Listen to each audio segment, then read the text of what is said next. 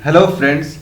तो आज की इस वीडियो में हम डिस्कस करेंगे नॉट इक्वल टू ऑपरेटर के बारे में, जिसका सिंबल होता है ये, ठीक है, एक्सक्लेमेशन मार्क और असाइनमेंट ऑपरेटर से मिलकर बना है, ठीक है।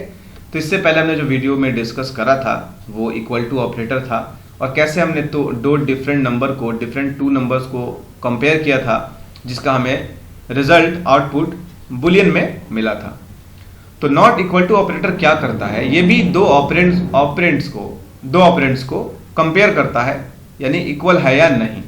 लेकिन जो हमें आउटपुट मिलता है वो इक्वल टू ऑपरेटर से बहुत ही डिफरेंट होता है।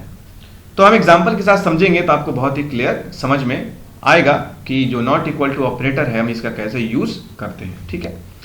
तो इससे पहले वीडियो में डिस्कस करा था कि दो नंबर को जब हमने कंपेयर किया था, ठीक है, अगर ये कंडीशन ट्रू होता था तो हमें आउटपुट ट्रू मिलता था। दैट मीन्स 7 के बराबर है, ठीक है, तो हमें आउटपुट क्या मिला, ट्रू। लेकिन नॉट इक्वल टू ऑपरेटर के कंडीशन में क्या होता है, जब भी दो ऑपरेंड्स अगर बराबर नहीं होते हैं तो हमें क्या मिलता है, आउटपुट ट्रू, ठीक है। यानी कि ये कंपैरिजन है दो डिफरेंट ऑपरेंड्स का, कह रहा है कि 5 9 के बराबर नहीं है, तो ये बात क्या है, सच है, यानी कि ट्रू है, ठीक है। तो चलिए एग्जांपल के साथ करके हम देख लेते हैं। एक यहां एग्जांपल है, अगर हम इसको कंपेयर करें, क्या 7 के बराबर नहीं है, तो ये स्टेटमेंट क्या है, फॉल्स है, क्योंकि ये फॉल्स कह रहा है, ठीक है। तो चलिए देखते हैं एग्जांपल के साथ कैसे इसका आंसर हमें मिलता है।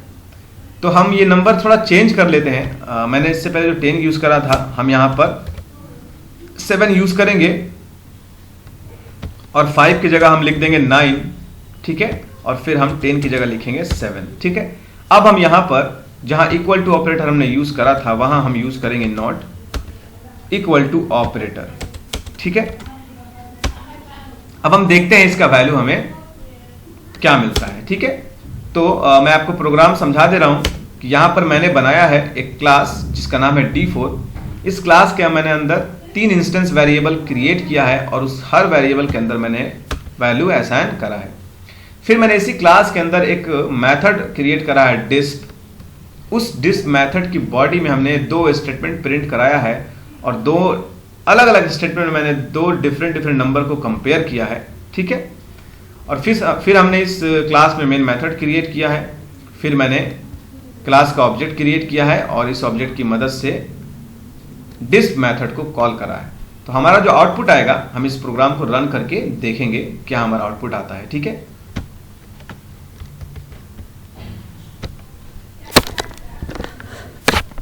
तो आप देख सकते हैं हमारा जो आउटपुट है, यहां पर हमने इसको चेंज करना है, ठीक है।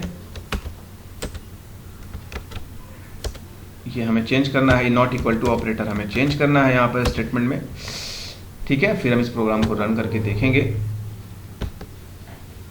तो आप देख सकते हैं हमारा आउटपुट आया है ट्रू। जो पहला जो कंडीशन हमारा था ट्रू था और दूसरा हमारा फॉल्स था। तो हम प्रोग्राम को समझाते हैं कि ये कैसे हो रहा है, ठीक है। आप देख सकते हैं x में है हमारा 7 और उसको कंपेयर किया है मैंने y से, तो y में हमारा है 9। तो अब हम क्या करेंगे, कंपेयर करेंगे हम 7 का 9 से, ठीक है। तो कह रहा है क्या 7 9 के बराबर नहीं है, ये एक स्टेटमेंट है। तो ये बात सही कह रहा है, हाँ भाई 7 9 के बराबर नहीं है, ये बात सही है, ठीक है। तो दूसरा जो हमारा स्टेटमेंट है वो है x की वैल्यू, x में है 7 और हम उसको कंपेयर करेंगे नॉट इक्वल टू ऑपरेटर से और कंपेयर करेंगे z के ऑपरेंड से। z में हमारा वैल्यू क्या है, ये देख सकते हैं, z में हमारा 7 है। तो अब जो हमारा स्टेटमेंट कुछ ऐसा है कि क्या 7 के बराबर नहीं है, तो ये स्टेटमेंट गलत कह रहा है, नहीं 7 के बराबर है, ठीक है। तो ये स्टेटमेंट क्या है रहा है, गलत कह रहा है। तो हमारा जो आउटपुट आएगा वो फॉल्स आएगा, ठीक है। तो आप देख सकते हैं कैसे हमारा आउटपुट ट्रू और फॉल्स में ये दे रहा है, लेकिन ये opposite of equal to operator है। तो नॉट इक्वल टू ऑपरेटर का हम यूज वहां करते हैं जहां दो डिफरेंट ऑपरेंड्स को कंपेयर करके हमें ट्रू वैल्यू लेनी होती है, ठीक है। यानी कि गलत चीजों को सही साबित करने के लिए ये स्टेटमेंट यानी ये ऑपरेटर हम यूज करते हैं, ठीक है।